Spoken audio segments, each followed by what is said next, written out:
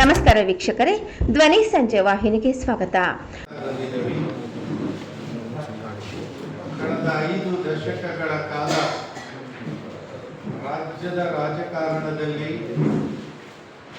ಏನೇನು ನಡೆದಿದೆ ಅನ್ನೋದು ಎಲ್ಲ ನಮ್ಮ ಕಣ್ಮುಂದೆ ಇದೆ.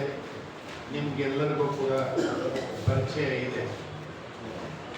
ಬಂಧುಗಳೇ, ಯಾವುದೇ ಪಕ್ಷಗಳಿಗೆ ಕನಿಷ್ಠ ಸಿದ್ಧಾಂತಗಳು ಇಲ್ಲ. ಯಾವುದೇ ಪಕ್ಷದ ಮುಖ್ಯಸ್ಥರುಗಳಿಗೆ ಯಾವ ಬದ್ಧತೆಯೂ ಇಲ್ಲ. ಎಲ್ಲ ನಡೀತಾ ಇರೋದು ರಾಜಕಾರಣ ಅಂದರೆ ಪವರ್ ಪಾಲಿಟಿಕ್ಸ್, ಅಂದರೆ ಅಧಿಕಾರದ ಕುರ್ಚಿ ಹಿಡಿಲಿಕ್ಕೆ ಏನೆಲ್ಲ ಅಪರಾಧಿಯಾಗಿದ್ರು ಅಥವಾ ಏನೆಲ್ಲ ಮಾಡಬಾರದ ಕೆಲಸ ಮಾಡಿದ್ರು ಅಧಿಕಾರದ ಕುರ್ಚಿ ಹಿಡಿಲಿಕ್ಕೆ ಹಣ, ಜಾತಿ, ಧರ್ಮ ಇವಿದ್ಬಿಟ್ರೆ ಸಾಕು ಅಂತ ಹೇಳಿ ಇವತ್ತು ಅಧಿಕಾರವನ್ನ ಕೇಂದ್ರೀಕರಿಸಿದ ಈ ರಾಜಕಾರಣದಿಂದ ಎಂಥ ಪರಿಸ್ಥಿತಿಗಳು ದೇಶದಲ್ಲಿ, ರಾಜ್ಯದಲ್ಲಿ ಉದ್ಭವ ಆಗಿವೆ ಅಂದರೆ ಇದಕ್ಕೆ ಕಾಯಮ್ಮಾಗಿ ಒಂದು ಪರಿಹಾರ ಮಾರ್ಗಗಳನ್ನು ಹುಡುಕುವಂತ ರಾಜಕೀಯ ಚಿಂತನ ಅಥವಾ ರಾಜಕೀಯ ಪರಿಹಾರಗಳನ್ನ ನಾವು ಯಾವುದೇ ಪಕ್ಷದಿಂದ ನಿರೀಕ್ಷಣೆ ಮಾಡಲಿಕ್ಕೆ ಸಾಧ್ಯ ಇಲ್ಲ. ಬಂಧುಗಳೇ, ಇದಕ್ಕೆಲ್ಲ ಪರಿಹಾರಗಳು ಏನು ಅಂತ ಹೇಳಿ ಪ್ರಶ್ನೆ ಬಂದ್ರೆ ನೀವು ನಾವುಗಳೇ ಪರಿಹಾರ ಆಗಬೇಕಾಗಿದೆ. ಇದು ಡೆಮಾಕ್ರಸಿ ಒಳಗಡೆ ಯಾವ ಕಾರಣಕ್ಕೆ ಯಾರಿಂದ ಯಾವೆಲ್ಲ ಕೆಲಸಗಳು ಫೇಲ್ಯೂರ್ ಆಗಿದೆ, ಅದಕ್ಕೆ ನನ್ನಿಂದ ಏನು ಮಾಡ್ಲಿಕ್ಕೆ ಆಗುತ್ತೆ ಅಂತ ಹೇಳಿ ಪ್ರಶ್ನೆ ಬಂದಾಗ ನಾಗರಿಕರಾದ ನಾವೇ ಅದಕ್ಕೆ ಪರಿಹಾರವಾಗಿ ನಿಂತ್ಕೋಬೇಕಾಗಿದೆ. ಆ ಜವಾಬ್ದಾರಿ ಹೊತ್ತಂತ ಜನ, ಈಗ ನಾವು ಅನೇಕ ಸಂಘಟನೆಗಳಿಗೆ ಸೇರಿದಂತ ಅನೇಕ ಸಾಮಾಜಿಕ ಜವಾಬ್ದಾರಿ ಹೊತ್ತಿರ್ತಕ್ಕಂಥ ಜವಾಬ್ದಾರಿಯುತ ಸಂಘಟನೆಗಳು ಈ ರಾಜಕೀಯಕ್ಕೆ ಒಂದು ಪರ್ಯಾಯ ಮಾರ್ಗ ಬೇಕು. ಹೀಗಿರ್ತಕ್ಕಂಥದ್ದು ಪ್ರಾಮಾಣಿಕ ಅಥವಾ ಸಜ್ಜನಿಕೆಯ ರಾಜಕಾರಣ ಅಲ್ಲ. ಇದು ಅಧಿಕಾರ ಕೇಂದ್ರಿತ ರಾಜಕಾರಣ ಆಗಿದೆ. ಆ ಕಾರಣಕ್ಕೆ ಇದನ್ನ ತಿರಸ್ಕರಿಸಿ ಒಂದು ಪ್ರಾದೇಶಿಕವಾದಂತ ಪಕ್ಷ ಕರ್ನಾಟಕದಲ್ಲಿ ಬೇಕಾಗಿದೆ. ಒಂದು ನೆಲ ಇರ್ಬೋದು, ಜಲ ಇರ್ಬೋದು, ಭಾಷೆ ಇರ್ಬೋದು, ಬಡತನ ಇರ್ಬೋದು, ನಿರುದ್ಯೋಗ ಇರ್ಬೋದು, ಸ್ತ್ರೀ ಸಮಸ್ಯೆಗಳಿರ್ಬೋದು, ಯುವ ಜನರದ್ದು ಇರ್ಬೋದು, ರೈತರದ್ದು ಇರ್ಬೋದು, ವಿದ್ಯಾರ್ಥಿಗಳು ಇರ್ಬೋದು, ಶಿಕ್ಷಣ, ಆರೋಗ್ಯ ಎಲ್ಲ ಸಮಸ್ಯೆಗಳಿಗೂ ಕೂಡ ಇವತ್ತು ಯಾವುದೇ ಪಕ್ಷದಲ್ಲಿ ಪೂರ್ಣ ಪ್ರಮಾಣದ ಪರಿಹಾರಗಳು ಯಾರ ಹತ್ರನೂ ಇಲ್ಲ. ಆ ಕಾರಣಕ್ಕೆ ಬಂಧುಗಳೇ, ಕಳೆದ 7-8 ತಿಂಗಳ ಹಿಂದೆ ನಾವು ಒಂದು ಈ ವಿಷಯಕ್ಕೆ ಸಂಬಂಧಪಟ್ಟಂಗೆ ಜನತಾ ಪ್ರಣಾಳಿಕೆ ಅಂತ ಹೇಳಿ ನಾವು ಅನೇಕ ಜನವರಿ 20ನೇ ತಾರೀಕು ಈ ವಿಷಯಕ್ಕೆ ಸಂಬಂಧಪಟ್ಟಂಗೆ ನಾವು ಒಂದು ಪ್ರಣಾಳಿಕೆಯನ್ನ ಬಿಡುಗಡೆ ಮಾಡಿದ್ವಿ. ಯಾವ ರೀತಿ ನಮಗೆ ಬದ್ಧತೆಗಳು ಇರಬೇಕು, ಯಾವ ರೀತಿ ಕೆಲಸ ಮಾಡಬೇಕು, ನಾಳೆಯ ದಿನ ನಮ್ಮೆಲ್ಲರ ಜವಾಬ್ದಾರಿಗಳು ಯಾವ ರೀತಿ ಕೆಲಸವನ್ನ ನಿರ್ವಹಿಸಬೇಕು ಅಂತ ಹೇಳಿ ನಾವು ಕೆಲವು ನಿಬಂಧನೆಗಳನ್ನ ಹಾಕೊಂಡು ಕೆಲವು ಸಾರ್ವಜನಿಕವಾಗಿ ಕೆಲವು ವಿಷಯಗಳನ್ನ ನಾಳೆಯ ದಿನಗಳಲ್ಲಿ ನಾವು ಜಾರಿಗೊಳಿಸಬೇಕಾದಂತ ಕಾರ್ಯಕ್ರಮಗಳೇನು ಅಂತ ಹೇಳಿ ಈಗ ಪೂರ್ವ ಪರಿಚಯವನ್ನ ಇಡೀ ಕರ್ನಾಟಕದ ಎಲ್ಲ ಜಿಲ್ಲೆಗಳಲ್ಲಿ ನಾವು ಚರ್ಚಾಸ್ಪದವಾಗಿ ನಾವುಗಳೇ ಖುದ್ದ ಭಾಗವಹಿಸಿ ಜನರ ಜೊತೆ ಚರ್ಚೆ ಮಾಡಿ. ಹಾಗಾಗಿ ಬಂಧುಗಳೇ, ಈಗ ಇದಕ್ಕೆ ಪರ್ಯಾಯ ಮಾರ್ಗನೇ ಒಂದು ಪ್ರಾದೇಶಿಕ ಪಕ್ಷದ ತರ್ತಕ್ಕಂಥದ್ದು ನಮ್ಮೆಲ್ಲರಿಗೂ ಕೂಡ ಅನಿವಾರ್ಯ ಆಗಿದೆ. ಆ ದಿಕ್ಕಿನಲ್ಲಿ ಇವತ್ತು ಈ ಪ್ರಾದೇಶಿಕ ಪಕ್ಷದ ಒಂದು ಚಿಂತನೆಯನ್ನ ಏನು ಕಳೆದ 2 ವರ್ಷಗಳಿಂದ ಪ್ರಸ್ತಾವನೆಯನ್ನ ಮಾಡಿದ್ವಿ, ಅದಕ್ಕೆ ಒಂದು ಅಂತಿಮ ಘಟ್ಟಕ್ಕೆ ನಾವು ಬಂದಿದ್ದೀವಿ. ಈ ಜವಾಬ್ದಾರಿಯನ್ನ ಇಲ್ಲಿಯ ನಮ್ಮ ಹಿರಿಯ ರಾಜಕಾರಣಿ ಆದಂತ ಮಾನ್ಯ CM ಇಬ್ರಾಹಿಂ ಅವರು ಬರಬೇಕಾಗಿತ್ತು. ಅವರು ಬಂದಿಲ್ಲ. ಬರದೇ ಇದ್ರೂ ಕೂಡ ಅವರ ನೇತೃತ್ವದಲ್ಲಿ ಈ ಒಂದು ಪ್ರಾದೇಶಿಕ ಪಕ್ಷವನ್ನ ಮುನ್ನಡೆಸುವ ಜವಾಬ್ದಾರಿಯನ್ನ ಈಗ ಅವರಿಗೆ ನೀಡಿದ್ದೀವಿ. ಆ ದಿಕ್ಕಲ್ಲಿ ಈ ಕೆಲಸವನ್ನ ಕೂಡ ಈ ಕರ್ನಾಟಕದ ಹೊಸ ಬದಲಾವಣೆಗೆ ಅಂದ್ರೆ ಹೊಸ ಏನು ನಾಳೆಯ ನೂತನ ಕರ್ನಾಟಕವನ್ನ ರಚನೆ ಮಾಡಲಿಕ್ಕೆ ಹೊಸ ಕರ್ನಾಟಕದ ಬದ್ಧತೆಗೆ ನಾವೆಲ್ಲರೂ ಕೂಡ ತಯಾರಿದ್ದೀವಿ. ಆ ದಿಕ್ಕಿನಲ್ಲಿ ಕೆಲಸವನ್ನ ಮಾಡಬೇಕಾದಂತ ಜವಾಬ್ದಾರಿ ನಾವು ಒತ್ಕೊಂಡು ಕರ್ನಾಟಕದಲ್ಲಿ ಕೆಲಸ ಮಾಡಲಿಕ್ಕೆ ಪ್ರಾರಂಭ ಮಾಡಿದ್ದೀವಿ.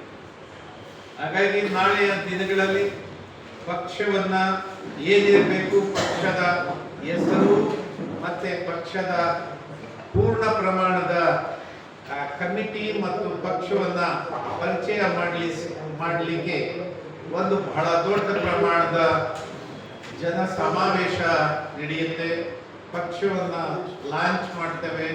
ನಾಳೆಯ ದಿನಗಳಲ್ಲಿ ಅದಕ್ಕೆ ಬೇಕಾದಂತ ಪೂರ್ವ ತಯಾರಿಗಳನ್ನ ಮಾಡ್ತೇವೆ. ಈ ಮೂಲಕ ನಿಮ್ಗೆಲ್ಲರಿಗೂ ಕೂಡ ಈ ಪ್ರಾದೇಶಿಕ ಪಕ್ಷದ ಒಂದು ಚಾಲನೆಯನ್ನ ಶುರು ಮಾಡಲಿಕ್ಕೆ ಈ ಜವಾಬ್ದಾರಿಯನ್ನ ನಾವು ಕರ್ನಾಟಕದ ಜನರಿಗೆ ಬಿಡುಗಡೆ ಮಾಡ್ತಾ ಈ ಜವಾಬ್ದಾರಿಯನ್ನ ನಿರ್ವಹಿಸಲಿಕ್ಕೆ ಈ ಒಂದು ಕಾರ್ಯಕ್ರಮ ಮೂಲಕ ನಾವು ಕರ್ನಾಟಕದ ಎಲ್ಲ ಮಾಧ್ಯಮಗಳ ಮೂಲಕ ಕರ್ನಾಟಕದ ಜನತೆಗೆ ಮುಟ್ಟಿಸುವಂತ ಕೆಲಸವನ್ನ ಮಾಡ್ತಾರೆ. ಹಾಗಾಗಿ ಈಗ ನಮ್ಮ ಜೊತೆಯಲ್ಲೇ ಇರ್ತಕ್ಕಂಥ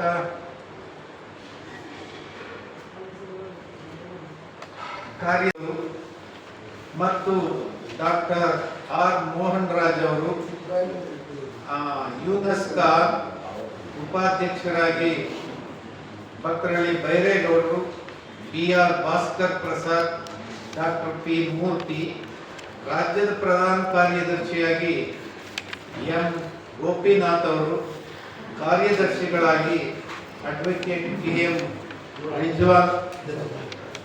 ರಿಜಲ್ದಾರ್, ರಾಧಾಕೃಷ್ಣ ಅವರು ನಮ್ಮ ಸಂಘಟನೆಯ ಮುಖ್ಯಸ್ಥರು. ಎಲ್ಲರೂ ಕೂಡ ಈ ಕಾರ್ಯಕಾರಿ ಸಮಿತಿ ಒಂದು ಚಿಕ್ಕದಾದಂತ ಒಂದು ಸಮಿತಿಯನ್ನ ಈಗ ನಾವು ಪ್ರಕಟಣೆ ಮಾಡಿದ್ದೀವಿ. ಈ ಕಾರ್ಯಕ್ರಮದ ಕೆಳಗಡೆ ಎಲ್ಲರೂ ಕೂಡ ಕೆಲಸ ಮಾಡ್ತಾರೆ.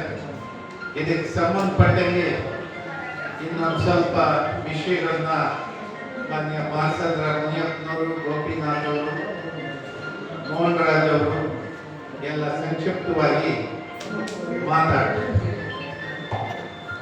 ಮೀಡಿಯಾದ ಸ್ನೇಹಿತರಿಗೆ ಸ್ವಾಗತಿಸ್ತಾ ವೇದಿಕೆ ಮೇಲೆ ಕೂತಿರ್ತಕ್ಕಂಥ ಎಲ್ಲ 35-40 ವರ್ಷಗಳ ಕಾಲ ತನ್ನ ಮನದಾರ ತಮ್ಮನ್ನು ಕಾರ್ಯಕ್ರಮಿಸಿಕೊಂಡು ಎಷ್ಟು ಹೋರಾಟಗಾರರಾದಂಥ ಎಲ್ಲ ಪದಾಧಿಕಾರಿಗಳು ಇದ್ದಾರೆ.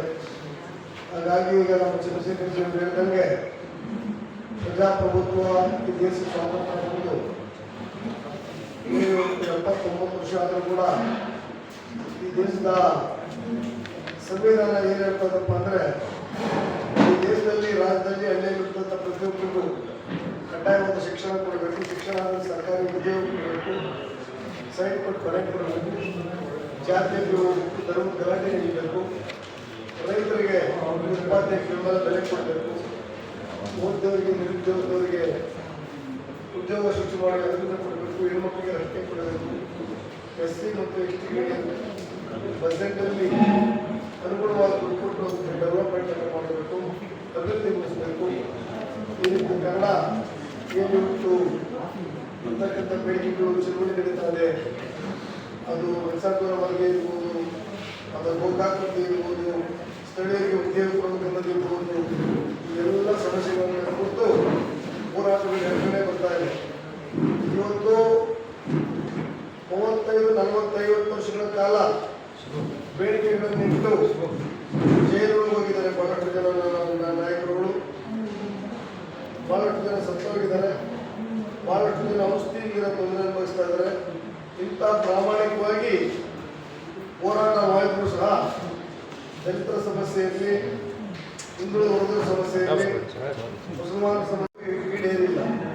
ಇದಕ್ಕೆ ಕಾರಣ ಏನಪ್ಪ ಅಂದರೆ ಇವತ್ತು ಹೋರಾಟ ಮಾಡ್ತಕ್ಕಂಥ ಜನ ಬೀದಿಯಲ್ಲಿದ್ದಾರೆ, ಬಹುಸಂಖ್ಯಾತ ಜೈಲಿಗೆ ಇರಬೇಕಾದ್ರೂ ಅಸೆಂಬ್ಲಿ ಮತ್ತು ಪಾರ್ಲಿಮೆಂಟ್ ಆಗಿದ್ದಾರೆ. ಹಾಗಾಗಿ ಈ ದೇಶದಲ್ಲಿ ಉಳ್ಳವರು ಅವರಿಗೆ ದುಡ್ಡನ್ನು ಕೊಟ್ಟು ಚುನಾವಣೆ ಗೆಲ್ಲಿಸಿ ಅಧಿಕಾರವನ್ನು ಕೊಟ್ಟಿರ್ತಾರೆ. ಬಡವರಿಗೆ 500,000 ರೂಪಾಯಿ ದುಡ್ಡನ್ನು ಕೊಟ್ಟು ಬಡವರಿಂದ ಓಟ್ನ ಖರೀದಿ ಮಾಡಿ ಒಬ್ಬ ಮನುಷ್ಯ 25 ಕೋಟಿ ಕೊಟ್ಟು ಬಿ ಬರಂ ತರ್ತಾನೆ, 75 ಕೋಟಿ ಕಟ್ಕೊಂಡು ಗೆಲ್ಲಿತಾನೆ. ಇನ್ನು 5 ವರ್ಷದಲ್ಲಿ 500 ಕೋಟಿ ಏನ್ ಬೇಕು ಅನ್ನೋದು ಮಾಡ್ತಾನೆ. ಮತ್ತು ಯಾರು ದುಡ್ಡು ಕೊಟ್ಟರೆ ಅವ್ರ ಪರವಾದ ಬಜೆಟ್, ಅವ್ರ ಪರವಾದ ಕಾನೂನುಗಳನ್ನು ಜಾರಿ ಮಾಡ್ತಾರೆ. ಹಾಗಾಗಿ ಇವತ್ತು ಸಮಸ್ಯೆಗಳು ಸಮಸ್ಯೆಯಾಗಿ ಉಳ್ಕೊಂಡಿದೆ. ಆ ಕಾರಣದಿಂದ ಇವತ್ತು ಸುಮಾರು 1.5 ವರ್ಷಗಳ ಹಿಂದೆ ಎಲ್ಲ ಸಮಾನ ಮನಸ್ಸರು ಹೋರಾಟಗಾರರು ಇವತ್ತು ಚರ್ಚೆ ಮಾಡಿ ಈ ಕರ್ನಾಟಕ ರಾಜ್ಯಕ್ಕೆ ಏನಾದರೂ ಒಂದು ಪರಿಹಾರವನ್ನು ಕಂಡುಹಿಡಿಯಬೇಕು ಅಂತ ಹೇಳ್ಬಿಟ್ಟು ಇವತ್ತು ನಾವು ಎಲ್ಲ ಸಮಸ್ಯೆಗಳ ಚರ್ಚೆ ಮಾಡಿ ಒಂದು ಕಮಿಟಿಯನ್ನು ಮಾಡಿ ಆ ಕಮಿಟಿ ಮುಖಾಂತರ ಇವತ್ತು ಜನತಾ ಪ್ರಣಾಳಿಕೆ ಹೊರಗಡೆ ಬಂದಿದೆ. ನವ ಕರ್ನಾಟಕ ಆಂದೋಲನ ಹೆಸರಲ್ಲಿ ಇವತ್ತು ನಾವು ಮಾಡ್ತಾ ಇದ್ದೀವಿ. ಸುಮಾರು 25 ಜಿಲ್ಲೆಗಳಲ್ಲಿ ಈಗಾಗಲೇ ಸಭೆಗಳು ನಡೆದಿದೆ. ಅದು ಒಳ್ಳೆ ಪ್ರಕ್ರಿಯೆ ಕೂಡ ಇದೆ. ಅದರಿಂದ ಬಂಧುಗಳೇ, ಇವತ್ತು ಒಂದು ಗುಂಡಿನ ಒಂದು ವಾಚನೆಗೆ ಮಾಡೋದಕ್ಕೆ ಪ್ರೊಡಕ್ಷನ್ ಮಾಡೋದಕ್ಕೆ ಕಂಪನಿಗೆ ಒಂದು ರೇಟ್ ಇದೆ. ಅದರ ರೈತರು ಬೆಳತಕ್ಕಂಥ ಬೆಳೆಗೆ ಒಂದು ರೇಟ್ ಇಲ್ಲ. ಇವತ್ತು ಬೀದಿ ಗುಡಿಸೋರು, ಕನ್ನಡ ಕಾರ್ಮಿಕರು, ಶ್ರಮಜೀವಿಗಳು ಏನಿದ್ದಾರೆ, ಸಮಾನ ಕೆಲಸಕ್ಕೆ ಸಮಾನ ಯೋಜನೆ ಅಂತಕ್ಕಂಥ ಕಾನೂನು ಕೂಡ ಅದು ಜಾರಿ ಆಗ್ತಾ ಇಲ್ಲ. ಕೋಟ್ಯಾಂತರ ಜನ ಒಂದು ಓದೋರು ಉದ್ಯೋಗ ಬೀದಿ ಮೇಲಿದ್ದಾರೆ. 5 ಕ್ಯಾಂಟೀನ್ ಕೊಟ್ಟು 2 ರೂಪಾಯಿ 2,000 ರೂಪಾಯಿನ ಕೊಟ್ಟು ಅಕ್ಕಿಯನ್ನು ಕೊಟ್ಟು ಕರೆಂಟ್ ಅನ್ನು ಕೊಟ್ಟು ಬಸ್ ಫ್ರೀ ಕೊಡೋದಲ್ಲ. ಮನುಷ್ಯರಿಗೆ ಬೇಕಾಗಿರೋದು ಒಂದು ವಿದ್ಯಾಭ್ಯಾಸ. ವಿದ್ಯಾಭ್ಯಾಸ ಆದಮೇಲೆ, ಕ್ವಾಲಿಟಿ ಎಜುಕೇಶನ್ ಆದಮೇಲೆ ಅವರಿಗೆ ಗೌರ್ಮೆಂಟ್ ಉದ್ಯೋಗ, ಅವರ ಹೆಲ್ತು, ಅವರಿಗೆ ಬದುಕಕ್ಕೆ ಮಾರ್ಗಗಳನ್ನು ಮಾಡಿಕೊಡ್ತಕ್ಕಂಥ ಕೆಲಸ ಸರ್ಕಾರಕ್ಕೆ ಬಿಟ್ಟಿದ್ದು ಅದು ಸಂವಿಧಾನ ಆಸೆ ಕೂಡ. ಆದರೆ ಈ ಕೆಲಸನ ಭೂಮಿ ಕೂಡ ಕೆಲಸ ಮಾಡ್ತಾ ಇಲ್ಲ, ಎಜುಕೇಶನ್ ಕೂಡ ಕೆಲಸ ಮಾಡ್ತಾ ಇಲ್ಲ. ಕೋಟ್ಯಾಂತರ ಕೋಟಿ ಕೆಲಸ ಮಾಡ್ತಿದ್ದ ಪಬ್ಲಿಕ್ ಸೆಕ್ಟರ್ಸ್ನ ಕಾಂಗ್ರೆಸ್ನವರು 30 ವರ್ಷದಲ್ಲಿ 60% ಪಬ್ಲಿಕ್ ಸೆಕ್ಟರ್ಸ್ ಕ್ಲೋಸ್ ಮಾಡಿದ್ರು. ITI, BA, HL, HMD, ML, watch factory, private ಮಿಷನ್ಗಳು, ಮಿಕ್ಕಿನ ಫ್ಯಾಕ್ಟ್ರಿ ಇಂಥವ್ರು 60% ಅವ್ರು ಕಳೆದವ್ರೆ. ಇನ್ನು 40% BJP 10 ವರ್ಷದಲ್ಲಿ ಕ್ಲೋಸ್ ಮಾಡಿದ್ರು. ಹೀಗಾಗಿ ಇನ್ನು ಮುಂದೆ ಎಷ್ಟೇ ಬಂದರೂ ಕೂಡ ಉದ್ಯೋಗ ಸಿಕ್ಕಲ್ಲ. ಬೆಲೆ ಏರಿಕೆ ಮನುಷ್ಯ ಬದುಕಕ್ಕೆ ಆಗ್ತಾ ಇಲ್ಲ. 2 ರೂಪಾಯಿ ಕೊಡ್ತೀವಿ ಅಂತಾರೆ. 2 ರೂಪಾಯಿನ ಕೊಟ್ಟು ಕೊಡೋದ್ರ ಹೆಸರಲ್ಲಿ ಪ್ರತಿ ಊರಲ್ಲೂ ಕೂಡ ಲಿಕ್ಕರ್ ಮಾಡ್ತಾರೆ. ಆ ಲಿಕ್ಕರ್ ಇದು ಸರ್ಕಾರದ ಕಾರ್ಯಕ್ರಮಗಳಲ್ಲ. ದಳದವರು ಬಿಜೆಪಿಯವರು, ಕಾಂಗ್ರೆಸ್ ಅವರು ಆಪೋಸಿಷನ್ ಪಾರ್ಟಿ ಇದ್ದಾಗ 60% ಲಂಚ ಬಿಜೆಪಿ ಅವರು ಬಂದಿದ್ರು. ಈಗ ಅಧಿಕಾರ ಬಂದು ಜನ ಕೊಟ್ಟರೆ ಚೇಂಜ್ ಮಾಡಿದ್ರಂತ. ಈಗ ಬಿಜೆಪಿ ಹೇಳ್ತಾರೆ ಕಾಂಗ್ರೆಸ್ ಅವರು 60% ಲಂಚಕೋರು ಅಂತ. ಹಿಂಗೆ ಇವ್ರ ಮೇಲೆ ಅವರು ಅವ್ರ ಮೇಲೆ ಇವ್ರು ಹೇಳ್ತಾರೆ. ಇವತ್ತು ಜನ ಸಮಸ್ಯೆಗೆ ಯಾರು ಕೂಡ ಸ್ಪಂದಿಸ್ತಾ ಇಲ್ಲ. ಒಂದು ಹೆಚ್ಚು ಕಡಿಮೆ 80% MLA 40-45 ವರ್ಷದ ಅನುಭವ ಇದೆ. CM ಇಬ್ರಾಹಿಂ ಅವರಿಗೆ 50 ವರ್ಷಗಳ ಕಾಲ ಅನುಭವವಿದೆ. ಅದೇ ಥರ ವೇದಿಕೆ ಕೊಟ್ಟಿರ್ತಕ್ಕಂಥ ನಮ್ಮ ಗೋಪಿನಾಥರವರು 40 ವರ್ಷಗಳ ಕಾಲ ಅನುಭವ ಹೊಂದಿದೆ. ಮೋಹನ್ ರಾಜ್ ಅವರು 35 ವರ್ಷಗಳ ಕಾಲ ಅನುಭವವಿದೆ. ಅದೇ ಉಳ್ಳವರು ಕೂಡ 40 ವರ್ಷಗಳ ಕಾಲ, ನಮ್ಮ ಮೂರ್ತವರು ಕನ್ನಡ ಪರ ಹೋರಾಟಗಾರರು. ಅದೇ ಥರ ಪಿ ಮೂರ್ತಿ ಅವರು ಅಂಬೇಡ್ಕರ್ ಅವರ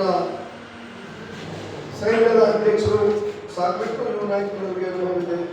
ಅದೇ ಥರ ನಮ್ಮ ಭಾಸ್ಕರ್ ಅವರು ಕೂಡ ಇಡೀ ಕರ್ನಾಟಕದ ಒಳಬೇಸಿದ ವಿಚಾರಕ್ಕೆ ಸಂಬಂಧಪಟ್ಟ ಮೊನ್ನೆ ಈ 2-3 ಇಷ್ಟು ಮಾಡಿ ಲಕ್ಷಾಂತರ ಜನರನ್ನು ಜಾಗೃತರಾಗಿ ಮಾಡಿದ್ದಾರೆ.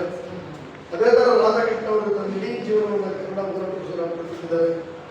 ಅದೇ ಥರ ಅವರು ಇವತ್ತು ಸುಮಾರು ರೈಟ್ ಲೀಡರಾಗಿ, DSS ಬೋರ್ಡರಾಗಿ, BSP ಬೋರ್ಡರಾಗಿ ಕನ್ನಡದಲ್ಲಿ ಕೆಲಸ ಮಾಡ್ತಾರೆ.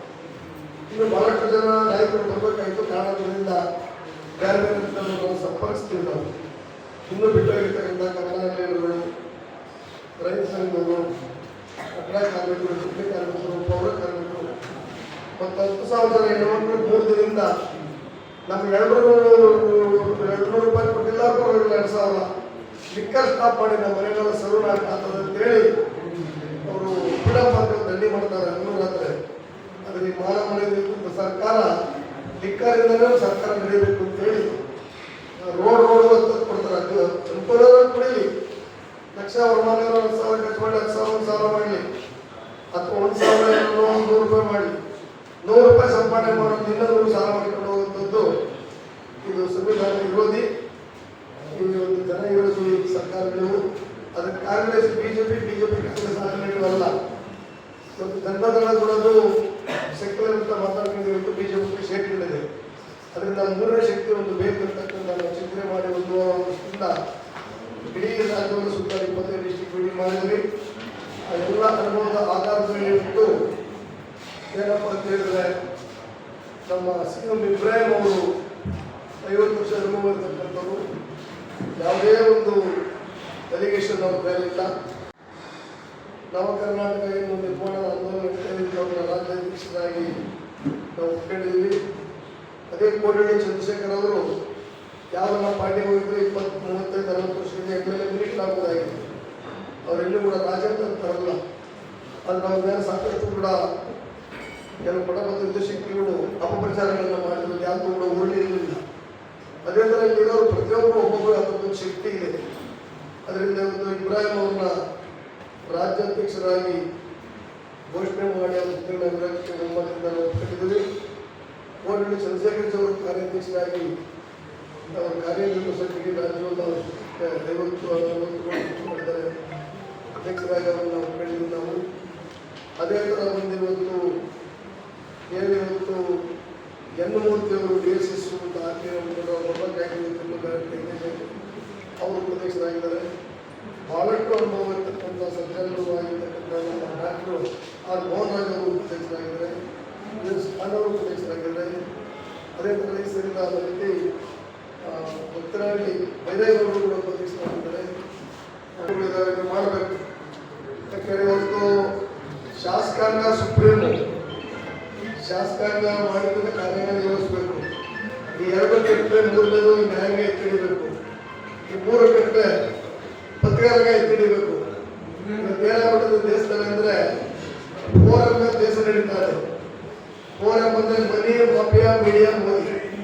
ದೊಡ್ಡ ದೊಡ್ಡ ಮೀಡಿಯಾಗಳು ಕೂಡ ಪಾಪ ಇವತ್ತವರು ದೊಡ್ಡ ಕೈ ಸಿಕ್ಕಾಕೊಂಡು ಅವರು ಕೂಡ ವ್ಯಾಪಾರ ನಿಂತುಬಿಟ್ಟಿದ್ದಾರೆ. ಸಣ್ಣ ಸಣ್ಣ ಪತ್ರಿಕೆಗಳು ಕೂಡ ಮೀಡಿಯಾಗಳು ಕೂಡ ಹೆಚ್ಚಿನ ಪ್ರಚಾರ ಮಾಡಬೇಕು ಅಂತ ಹೇಳಿ ಕಳಕಳಿಯನ್ನು ಮಾಡ್ತಾ ಇದಕ್ಕೆ ಸಂಬಂಧಪಟ್ಟ ಸ್ವಲ್ಪ ನಾನು ಸರಿಯಾದ ಹೇಳಿ ತೋರಿಸ್ಬೇಕು ಅಂತ ಹೇಳಿ ನಮ್ಮ ಗೋಪಿನಾಥ್ ಅವರು ಪತ್ರಿಕಾಗೋಷ್ಠಿಗೆ ಬಂದಿರತಕ್ಕಂಥ ತಮ್ಮೆಲ್ಲರೂ ಎಲ್ಲ ಹೇಳಿದ್ದಾರೆ. ಈಗ ಮುಖ್ಯವಾಗಿ ಯಾರ್ಯಾರು ಈ ನವ ಕರ್ನಾಟಕ ನಿರ್ಮಾಣ ಆಂದೋಲನದ ನಾಯಕತ್ವವನ್ನು ವಹಿಸಿರ್ತಕ್ಕಂಥ ಮಾಜಿ ಕೇಂದ್ರ ಮಂತ್ರಿಗಳು ಹಿರಿಯರು ಆದಂಥ CM ಇಬ್ರಾಹಿಂ ಅವರಿಗೆ, ಮತ್ತು ಕಾರ್ಯಾಧ್ಯಕ್ಷರಾಗಿ ಕರ್ನಾಟಕ ರಾಜ್ಯ ರೈತ ಸಂಘ ಮತ್ತು ಹಸಿರು ಸೇನೆಯ ರಾಜ್ಯಾಧ್ಯಕ್ಷರಾದಂಥ ಅವರು ನವ ಕರ್ನಾಟಕ ನಿರ್ಮಾಣ ಆಂದೋಲನದ ಕಾರ್ಯಾಧ್ಯಕ್ಷರಾಗಿ ಇವತ್ತೇನು ನಮ್ಮ ಮಧ್ಯೆ ಇದ್ದಾರೆ. ಮತ್ತು ಈ ಒಂದು ಆಂದೋಲನದ ಪ್ರಧಾನ ಚಂದ್ರಶೇಖರ್ ಅವರಿಗೆ, ಗೋಪಿನಾಥ್ ಅವರಿಗೆ ಮತ್ತು ವೇದಿಕೆ ಮೇಲೆ ಇರ್ತಕ್ಕಂಥ ಎಲ್ಲರಿಗೂ ಅಭಿನಂದನೆಗಳನ್ನು ಸಲ್ಲಿಸ್ತಾ ಇದ್ದೀವಿ. ಯಾಕಂದರೆ ನಾವು ಕರ್ನಾಟಕದಲ್ಲಿ 2013 ಹಿಂದೆನೇ ನಾವು ಯೋಚನೆ ಮಾಡಿದ್ರು ಒಂದು ಪ್ರಾದೇಶಿಕ ಪಕ್ಷದ ಅನಿವಾರ್ಯತೆ ಇದೆ ಅಂತ ಹೇಳಿ. ನಾವು ಬೆಂಗಳೂರಿನಲ್ಲಿ ಒಬ್ಬ ದೊಡ್ಡ ಒಂದು ಪ್ಯಾಲೇಸ್ ಗ್ರೌಂಡಲ್ಲಿ ಸಮಾವೇಶವನ್ನು ಮಾಡಿ 13ರಲ್ಲಿ ಒಂದು ಪ್ರಾದೇಶಿಕ ಪಕ್ಷ ಆಗಬೇಕು. ಯಾಕಂದ್ರೆ ಜನತಾದಳ ಏನು ಸೆಕ್ಯುಲರ್ ಇದೆ ಅದು ಸೆಕ್ಯುಲರ್ ಆಗಿ ಉಳಿದಿಲ್ಲ, ಅದೊಂದು ಕುಟುಂಬ ರಾಜಕಾರಣದಲ್ಲಿ ಸಿಕ್ಕಾಕೊಂಡಿದೆ. ಮತ್ತೆ ಉಳಿದಂಗೆ ಕಾಂಗ್ರೆಸ್ ಬಿಜೆಪಿ ಉತ್ತರ ಭಾರತದವರ ಕೈಯಲ್ಲಿ ಸಿಕ್ಕಾಕೊಂಡಿದೆ, ಅದು ಮನುವಾದಿಗಳ ಕೈಗೆ ಸಿಕ್ಕಾಕೊಂಡಿದೆ. ಆ ಕಾರಣಕ್ಕೋಸ್ಕರ ರೈತರು, ಕನ್ನಡ ಪರ ಹೋರಾಟಗಾರರು, ದಲಿತ ಚಳುವಳಿಯ ಹೋರಾಟಗಾರರು, ಧಾರ್ಮಿಕ ಅಲ್ಪಸಂಖ್ಯಾತರು ನಾವೆಲ್ಲರೂ ಸೇರಿ ಒಂದು ಪ್ರಾದೇಶಿಕ ಪಕ್ಷವನ್ನ ಮಾಡಬೇಕು ಅಂತೇಳಿ ಸಾಕಷ್ಟು ಪ್ರಯತ್ನಗಳನ್ನು ಮಾಡಿದೆ. ಆದರೆ ಇವತ್ತು ಅದು ಕೂಡು ಬಂದಿದೆ. ಆ ಕಾರಣಕ್ಕೋಸ್ಕರ ಇವತ್ತು ಮತ್ತೊಮ್ಮೆ ವೇದಿಕೆ ಮೇಲೆ ಎಲ್ಲರಿಗೂ ಮತ್ತೆ ನಾವು ಈಗಾಗಲೇ ನಾನು ಆಗಲೇ ಈ ಕುತ್ಕೊಂಡ ಕೊಡೇಳಿ ಸರ್ ಅವ್ರಿಗೆ ಹೇಳ್ತಾ ಇದ್ದೆ, ಇದು ಏನು ಇವತ್ತು ನಾವು ಪತ್ರಿಕೆಗಳಲ್ಲಿ ಅನೌನ್ಸ್ ಮಾಡ್ತಾ ಇದ್ದೀವಿ ನವ ಕರ್ನಾಟಕ ನಿರ್ಮಾಣ ಆಂದೋಲನ, ಇದು ಒಂದು ಬೆಂಗಳೂರಿನಲ್ಲಿ ಇನ್ನೊಂದು ತಿಂಗಳ ಒಳಗಾಗಿ ಜನವರಿ 26ರ ಒಳಗಾಗಿ ಕೋಡಳ್ಳಿ ಸರ್ ಅವರು ಮತ್ತು CM ಇಬ್ರಾಹಿಂ ಸರ್ ಮತ್ತು ವೇದಿಕೆ ಮೇಲೆ ಯಾರ್ಯಾರಿದ್ದಾರೆ ಗೋಪಿನಾಥ್ ಸರ್ ವಾಸನ ಮುನಿಯಪ್ಪ, ನಾವೆಲ್ಲರ ನಾಯಕತ್ವದಲ್ಲಿ ಒಂದು ಬೃಹತ್ತಾದಂತ ಒಂದು ಸಮಾವೇಶವನ್ನ ಸಹಕಾರ ಬೆಂಬಲವನ್ನ ಈ ಸಂದರ್ಭದಲ್ಲಿ ಕೋರ್ತಾನೆ. ಯಾಕಂದ್ರೆ ಇವತ್ತು ದಕ್ಷಿಣ ಭಾರತ, ವಿಶೇಷವಾಗಿ ದಕ್ಷಿಣ ಭಾರತದಲ್ಲಿ ಇವತ್ತು ಗೊತ್ತಾಗಿದೆ ನಮ್ಮೆಲ್ಲರಿಗೂ ರಾಷ್ಟ್ರೀಯ ಪಕ್ಷಗಳು ಇಲ್ಲಿ ಯಾವುದೇ ರೀತಿಯಾದಂತ ಉಪಯೋಗಕ್ಕೆ ಈ ಜನರ ಉಪಯೋಗಕ್ಕೆ ಇವರ ಅಭಿವೃದ್ಧಿಗೆ ಅವು ಆಗೋದಿಲ್ಲ ಅಂತೇಳಿ ಆ ಕಾರಣಕ್ಕೋಸ್ಕರ ಒಂದು ಪ್ರಾದೇಶಿಕ ಪಕ್ಷದ ಅನಿವಾರ್ಯತೆಯನ್ನು ಅರಿತು ಇವತ್ತು ನಾವೆಲ್ಲ ಚಳವಳಿಗಾರರು, ಹೋರಾಟಗಾರರು, ವಿಶೇಷವಾಗಿ ಜನಪರ ಚಳವಳಿಗಳು ಒಂದು ಕಡೆ ನಾವು ಬಂದಿದ್ದೇವೆ. ಜನಪರ ಚಳವಳಿಗಳು ಇವತ್ತು ನಾವು ಈ ಒಂದು ತೃತೀಯ ರಂಗ ಅಥವಾ ಏನು ಪರ್ಯಾಯ ರಾಜಕೀಯ ಶಕ್ತಿಯ ಕಡೆ ಸಾಕ್ತಾ ಇದ್ರು. ಅದಕ್ಕೆ ತಮ್ಮೆಲ್ಲರ ಬೆಂಬಲ ಸಹಕಾರ ಬೇಕು ಅಂತ ಹೇಳಿ ನನ್ನ ಸಂದರ್ಭದಲ್ಲಿ ಮನವಿ ಮಾಡ್ಕೊಂಡು ನನ್ನ ಮಾತುಗಳನ್ನು ಮುಗಿಸ್ತೀನಿ. ಈಗ ಈ ನವ ಕರ್ನಾಟಕ ನಿರ್ಮಾಣ ಆಂದೋಲನದ ಪ್ರಧಾನ ಕಾರ್ಯದರ್ಶಿಗಳಾದಂಥ ಎಂ ಗೋಪಿನಾಥ್ ಸರ್ ಅವರು ಮಾತಾಡ್ತಾರೆ. ಆ ನಂತರದಲ್ಲಿ ಕನ್ನಡ ಪರ ಸಂಘಟನೆಗಳು, ಅದರಲ್ಲೂ ಜೈ ಕರ್ನಾಟಕದ ಮುಖಂಡರಾದಂಥ ರಾಧಾಕೃಷ್ಣ ಅವರು ಮಾತಾಡ್ತಾರೆ. ಈಗ ಎಂ ಗೋಪಿನಾಥ್ ಸರ್ ಅನ್ನುವಂಥ ವಿಚಾರದ ಬಗ್ಗೆ ಸಾಕಷ್ಟು ಜನ ಮಾತನಾಡಿದ್ದಾರೆ. ಕತ್ತಿ ಪರದೇಶಿಯಾದರೆ ಮಾತ್ರ ನೋವೆ, ನಮ್ಮವರೇ ಅದ ಹಾಕಿ ಕಿವಿತರದು ಹೂವೆ. ನಮ್ಮವರು ನಮ್ಮ ಭಾವನೆಗಳಿಗೆ, ನಮ್ಮ ಆಶಯಗಳಿಗೆ, ನಮ್ಮ ಜೀವನಗಳಿಗೆ, ಬದುಕುಗಳಿಗೆ ಕತ್ತಿಯನ್ನ ಇರಿದು ಕೊಡ್ತಾ ಇದ್ದಾರೆ. ಹಾಗಾಗಿ ಕರಿಯರೋದು ಬಿಳಿಯರೋದು ಸಾಮ್ರಾಜ್ಯವಾಳುವ ಒಂದು ಸುಳಿಗೆ ರೈತರಿಗೆ ಎಲ್ಲ ಜಿಗಣೆಗಳೇ ನಮ್ಮ ನೆತ್ತರಿಗೆ. ಅದು ಎಲ್ಲ ಪಕ್ಷಗಳು ಕೂಡ ಇವತ್ತಿನ ದಿನ ನಮ್ಮನ್ನ ಜಿಗಣೆಗಳಾಗಿ ರಕ್ತವನ್ನ ಇರ್ತಾ ಇದೆ.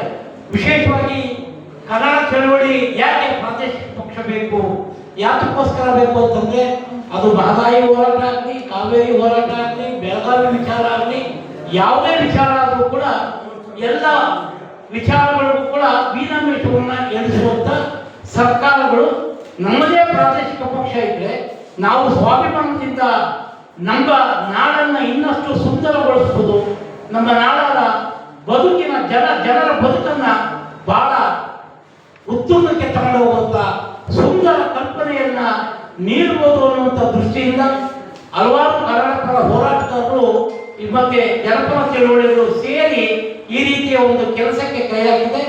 ದಯಮಾಡಿ ನಿಮ್ಮ ಸಣ್ಣ ಉದಾಹರಣೆಯನ್ನು ಹೇಳ್ತೀನಿ. ಇವತ್ತು ದಿನ ಮೊನ್ನೆ ಈ ತಿಂಗಳಲ್ಲಿ ರಾಜ್ಯೋತ್ಸವ ಪ್ರಶಸ್ತಿಗಳನ್ನು ಕೊಟ್ಟರು.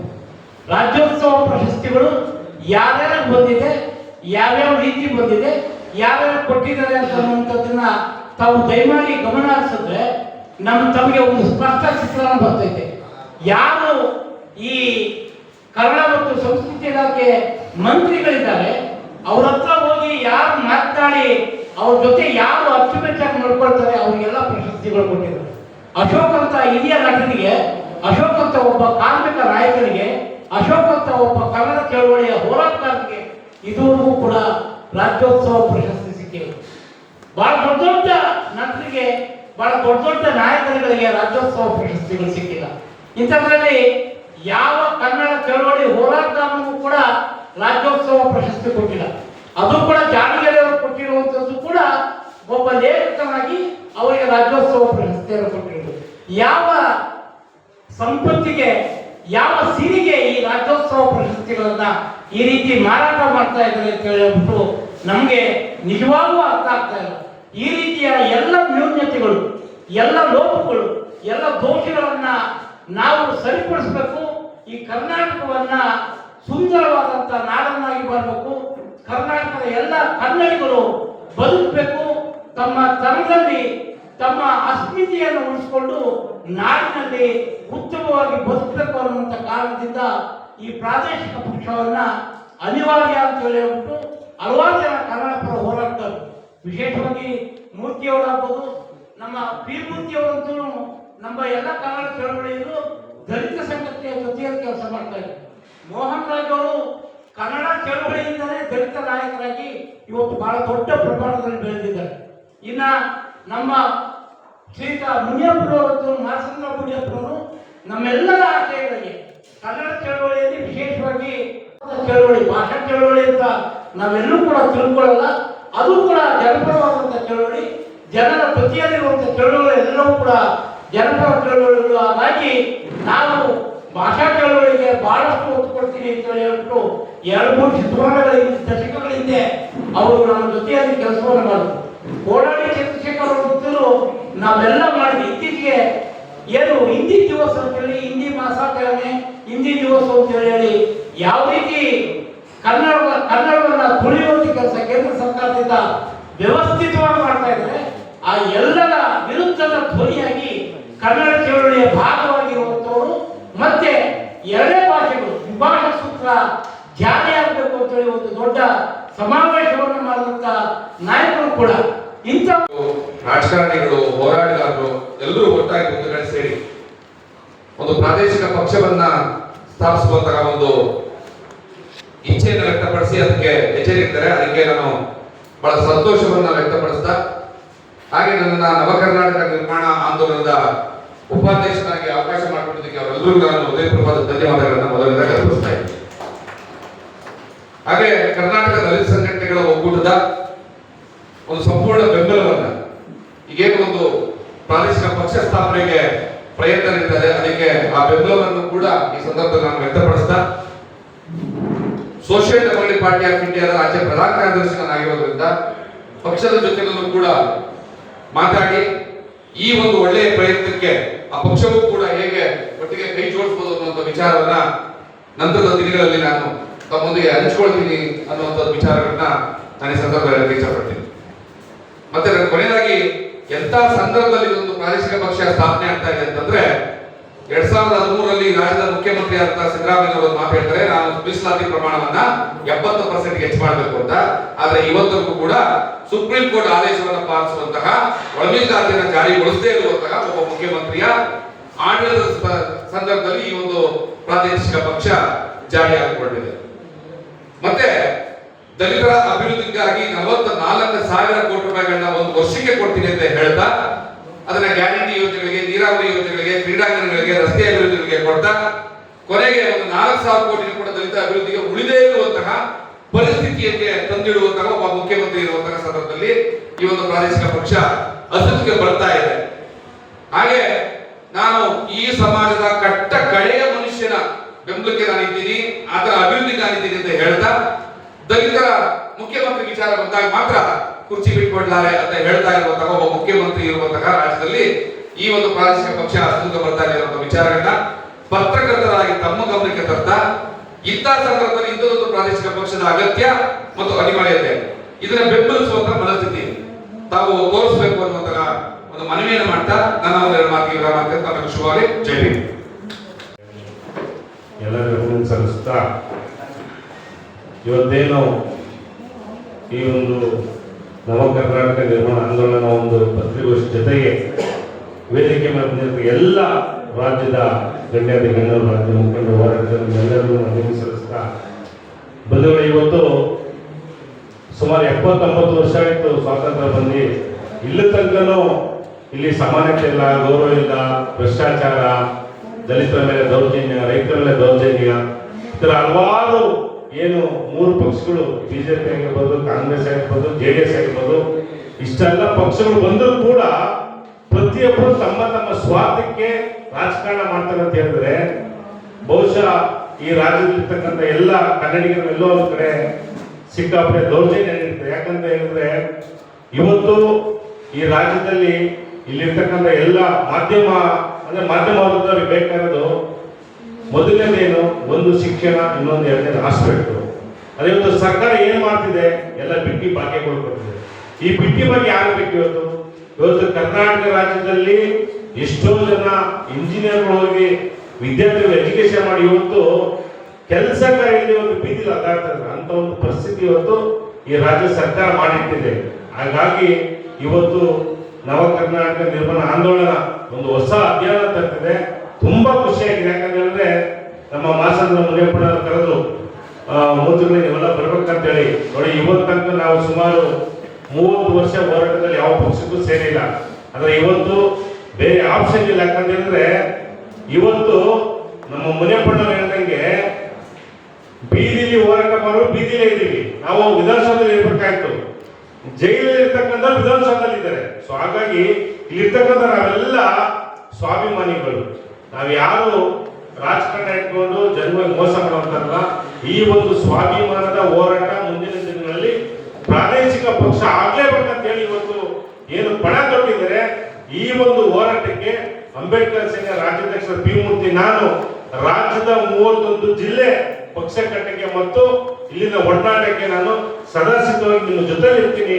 ಸದಾಕಾಲ ಯಾವುದೇ ಸಂದರ್ಭದಲ್ಲೂ ಕೂಡ ನಾನು ನಿಮ್ಮ ಜೊತೆಲಿ ಕೈ ಜೋಡಿಸಿ ಈ ಒಂದು ಪಕ್ಷನ ಬೆಳೆಸಿ ಮುಂದಿನ ದಿನಗಳಲ್ಲಿ ಕರ್ನಾಟಕ ರಾಜ್ಯದ ಒಂದು ಹೊಸ ಪ್ರಾದೇಶಿಕ ಪಕ್ಷ ಬಂದು ಇಲ್ಲಿರ್ತಕ್ಕಂಥ ಎಲ್ಲ ಜನರ ಸಮಸ್ಯೆನ ಬಗೆಹರಿಸುವ ನಿಟ್ಟಿನಲ್ಲಿ ಇವತ್ತು ನನಗೆ ಈ ಒಂದು ಪಕ್ಷದಲ್ಲಿ ರಾಜ್ಯ ಉಪಾಧ್ಯಕ್ಷರಾಗಿ ಕೊಟ್ಟಿದ್ದಾರೆ. ನಿಜಲು ನಿಮ್ಮೆಲ್ಲರೂ ತುಂಬಾ ಅಭಿನಂದನೆ ಸಲ್ಲಿಸ್ತೀನಿ. ಯಾಕಂದ್ರೆ ಇಲ್ಲಿ ನನಗೆ ಪೋಸ್ಟ್ ಮುಖ್ಯ. ನಾನು ಒಬ್ಬ ಸಣ್ಣ ಕಾರ್ಯಕರ್ತನಾಗಿ ನಿಮ್ಮ ಜೊತೆಲಿ ನಾನು ಬಂದು ಸೇವೆ ಮಾಡ್ತೀನಿ. ಮತ್ತೆ ನಿಮ್ಗೆಲ್ಲ ಗೊತ್ತಿವತ್ತೇನು ಒಳಗಿಸಲಾತಿ ಹೋರಾಟ ಸಿದ್ದರಾಮಯ್ಯ ಅವಾಗ ಹೇಳ್ತಾ ಇದ್ದಾರೆ, ನಾನು ಅಹಿಂದ ನಾಯಕ ದಲಿತ ನಾಯಕ ಅಂತ ಹೇಳ್ಬಿಟ್ಟು ಇವತ್ತು 42,000 ಕೋಟಿ ನಮ್ಮ ದಲಿತ ದುಡ್ಡನ್ನ ನೀವು ಗ್ಯಾರಂಟಿ ಬಾಗಿ ಯೂಸ್ ಮಾಡಿ ಇವತ್ತು ನನ್ನ ಜನ ಇವತ್ತು ಅಂಬೇಡ್ಕರ್ ನಿಗಮಕ್ಕೆ 50,000 ರೂಪಾಯಿ ಅಪ್ಲೈ ಮಾಡಿದ್ರು ₹1 ಸಿಗ್ತಾ ಇಲ್ಲ, ಕಾರ್ ಲೋನ್ ಸಿಗ್ತಾ ಇಲ್ಲ, ಮನೆ ಲೋನ್ ಸಿಗ್ತಾ ಇಲ್ಲ. ಈ ತರ ನಮ್ಮ ಜನಗಳನ್ನ ಬೀದಿಲಿ ನಿಲ್ಸಂತ ಕೆಲಸ ಮಾಡ್ತಿದ್ದೀರಾ. ಇವತ್ತು ಸಹ ನಾವು ದಲಿತರು ಹೋದ್ರು ಕೂಡ ನೀವು ದಲಿತರಿಗೆ ಒಂದೆಲ್ಲಷ್ಟು ಕಾಳಜಿ ಇಲ್ಲ. ನಾನೆಲ್ಲ ದಲಿತರಿಗೆ ಅನುಕೂಲ ಮಾಡಿದ್ದೀನಿ ಅಂತ ಏನ್ ಅನುಕೂಲ ಮಾಡಿದ್ರೆ ಹೇಳಿ ನೋಡೋಣ. ಇವತ್ತು ಈ ರಾಜ್ಯ ಸರ್ಕಾರದಲ್ಲಿ ಒಂದು ಸಣ್ಣ ಪೊಲೀಸ್ ಸ್ಟೇಷನ್ ಕೂಡ ಒಂದು ಕಂಪ್ಲೇಂಟ್ ತಗೊಳ್ಳಲ್ಲ. ಈ ಪಾಪ ಬಡವ ರೈತರು ಬೆಳೆಗೆ ರೇಟ್ ಸಿಗ್ತಾ ಇಲ್ಲ. ಆಯ್ತಾ, ಯಾವ್ದೋ ಪಾಪ ರೈತರು ಯಾವ್ದೋ ಒಂದು ಹಳೆ ಭೂಮಿಗಳು ಬಿಟ್ಟೋಗಿದ್ರೆ ಪಾಣಿ ಮಾಡಿಸ್ಕೊಳ್ಳಕ್ಕೆ AC GC ಅಂತ ಹೋದ್ರೆ ಎಲ್ಲಿಂದ ಲಂಚ ಕೇಳ್ತಾರೆ, ಸ್ಕ್ವೇರ್ ಫೀಟ್ ಆಗ್ತಾ ಲಂಚ ಕೇಳ್ತಾರೆ. ಆಯ್ತಾ, ಇವತ್ತು ಒಬ್ಬ ಇನ್ಸ್ಪೆಕ್ಟರ್ ಟ್ರಾನ್ಸ್ಫರ್ 50 ಲಕ್ಷ ಬೇಕು, DCP ಟ್ರಾನ್ಸ್ಫರ್ 1 ಕೋಟಿ ಬೇಕು. ಆಯ್ತಾ, ಆಮೇಲೆ ಒಬ್ಬ AC ಟ್ರಾನ್ಸ್ಫರ್ 5 ಕೋಟಿ ರೂಪಾಯಿ ಬೇಕು, 25 ಕೋಟಿ ಬೇಕು. ಈ ತರ ಹಗರಣಗಳು ಮಾಡ್ಕೊಂಡು ನೀವು ಜನಗಳ ಓಟ್ ಹಾಕಿಸ್ಕೊಂಡು ಎಲ್ಲ ಒಂದು ಕಡೆ ಜನಗಳನ್ನ ನೀವು ಬೀದಿಗೆ ನಿಲ್ಸಂತ ಕೆಲಸ ಮಾಡ್ತಿದ್ದೀರಾ. ಹಾಗಾಗಿ ಖಂಡಿತವನು ನನಗೆ ಇನ್ನೊಂದು ಖುಷಿ ಏನಪ್ಪ ಅಂತ ಹೇಳಿದ್ರೆ, ನಾವೊಂದು ರಾಷ್ಟ್ರ ಅವ್ರಿಗೆ ಏನ್ ಮಾಡಿದ್ರಿ ನೀವು ಎಲ್ಲೋ ಒಂದು ಕೆಟ್ಟ ಪಟ್ಟ ಕಟ್ಟಂತ ಕೆಲಸ ಮಾಡಿದ್ರು. ಆದ್ರೆ ಇಲ್ಲಿರ್ತಕ್ಕಂಥ ಎಲ್ಲಾ ಹೋರಾಟಗಾರರನ್ನು ಪ್ರಾಮಾಣಿಕವಾಗಿ ಸ್ವಾಭಿಮಾನಿಯಾಗಿ ನಾವಿಲ್ಲಿ ನಿಂತಿದ್ದೀವಿ. ನೀವೇನಂದ್ರೂ ಕೂಡ ನಾವು ಈ ಕನ್ನಡ ನಾಡು ನುಡಿ ಭಾಷೆ ದಲಿತರು ಅಲ್ಪಸಂಖ್ಯಾತ ಹಿಂದುಳಿದ ವರ್ಗ ರೈತರ ಪರ ಸೈನಿಕರ ಪರ ವಿದ್ಯಾರ್ಥಿ ಪರ ಪ್ರತಿಯೊಬ್ಬರು ನಾವು ನಿಂತೀವಿ. ನಮ್ಮ ಕನ್ನಡ ನಾಡು ನವ ನಿರ್ಮಾಣ ನಾಡು ಆಗ್ಲೇಬೇಕು. ಆ ಒಂದು ಹೋರಾಟಕ್ಕೆ ಸದಾ ನಮ್ಮ ಜೊತೆ ಇರ್ತೀವಿ. ಅದೇ ರೀತಿ ನಾನು ಇವತ್ತು ಇಲ್ಲಿ ಬಂದು ಕುತ್ಕೋಬರಕ್ಕೆ ಕಾರಣ ನಮ್ಮ ಮಾಸಂದ್ರ ಮುನಿಯಪ್ಪನವರು. ಇವತ್ತು ನಾನು 30 ವರ್ಷದಲ್ಲಿ 300 ಜನ ಲೀಡರ್ಗಳು ನೋಡಿದ್ದೀನಿ. ಅದೇ ನಮ್ಮ ಮಾಸಂದ್ರ ಮುನಿಯಪ್ಪ ಅಂತ ಲೀಡ್ರು ಇದಕ್ಕೆ ಸಾಧ್ಯನೇ ಇಲ್ಲ. ಯಾಕಂತ ಹೇಳಿದ್ರೆ ಒಂದು ಸರಿ ಅವರು ಮಾತು ಕೊಟ್ರೆ ಅರ್ಧ ರಾತ್ರಿ ಸಮಸ್ಯೆ ಕೂಡ ಬಂದು ನಮ್ಮ ಜೊತೆ ಇರ್ತಾರೆ ಅಂತ ಒಂದು ಡೈನಮಿಕ್ ಲೀಡರ್ ಅಂತ ಹೇಳಿದ್ರೆ ನಮ್ಮ ಮಾಸಂದ್ರ ಮುನಿಯಪ್ಪ ಅವರು. ಅವ್ರು ಏನು ಮಾತು ಕೊಡ್ತಾರೋ ಅದೇ ತರ ನಡ್ಕೊಳ್ತಾರೆ. ಹಾಗಾಗಿ ಇವರ ಎಲ್ಲ ಇರ್ತಕ್ಕಂಥ ಎಲ್ಲ ಲೀಡರ್ಗೆ ಬದ್ಧತೆಯಾಗಿ ನಾನು ಈ ಒಂದು ಪಕ್ಷಕ್ಕೆ ಸೇರ್ಪಡೆ ಆಗ್ತೀನಿ. ನನ್ನ ತನು ಮನ ಧನ ಎಲ್ಲರೂ ಒತ್ತಿಟ್ಟು ಇಡೀ ಕರ್ನಾಟಕ ರಾಜ್ಯದಂತ ಮುಂದಿನ ಚುನಾವಣೆಯಲ್ಲಿ ಇರ್ತಕ್ಕಂಥ ಎಲ್ಲರೂ ನಾವು ವಿಧಾನಸೌಧದಲ್ಲಿ ಕೂತ್ಕೊಂಡ ಕೆಲಸ ಆಗ್ಲೇಬೇಕು. ಅದಕ್ಕೆ ನಾನು ಜೊತೆ ಹೇಳಕ್ಕೆ ಇಷ್ಟಪಡ್ತೀನಿ. ಎಲ್ಲರಿಗೂ ನಮಸ್ಕಾರ. ಜೈ ಭೀಮ್, ಜೈ ಕರ್ನಾಟಕ.